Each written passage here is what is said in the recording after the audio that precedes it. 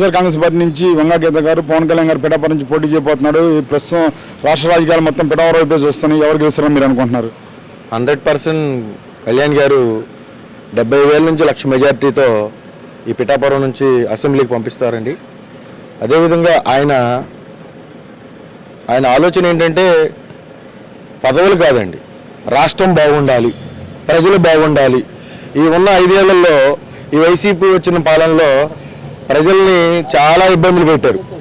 ఆ ఇబ్బందులన్నీ పోయి మంచి పరిపాలన రావాలని ఏ పదవి ఆశించకుండా కళ్యాణ్ గారు చంద్రబాబు నాయుడు గారిని కలవటం, మాట్లాడుకోవటం, రాష్ట్రం ఈ 5 ఏళ్ళలో అధోగతి పాలైంది కాబట్టి ఏ ఇబ్బంది లేకుండా కలిసి కూటమిగా ఏర్పడి అటు బీజేపీతో కలిసి అందరితో మాట్లాడి మా రాష్ట్రం ఇంత అన్యాయం అయిపోతుంది, ఇబ్బంది పడిపోతుంది, ఈ 5 ఏళ్ళ ప్రజలు అన్యాయం అయిపోతున్నారు కాబట్టి పదవి కాదు, అధికారం కాదు, కూటమిగా కలిసి మా ఆంధ్ర రాష్ట్రాన్ని బాగు చేసుకుంటాం అని చెప్పి కూటమిగా ఏర్పడ్డారు.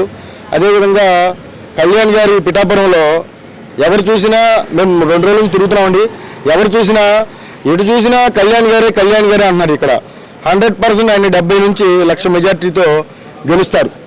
గెలిచి ఆయన అసెంబ్లీకి పంపించి ఈ 5 ఏళ్లలో వైసీపీ పెట్టిన పాలనని మొత్తం ఎండగట్టి ఒక్కొక్కరికి ముట్టమటలు పట్టించేలాగా చూస్తారు.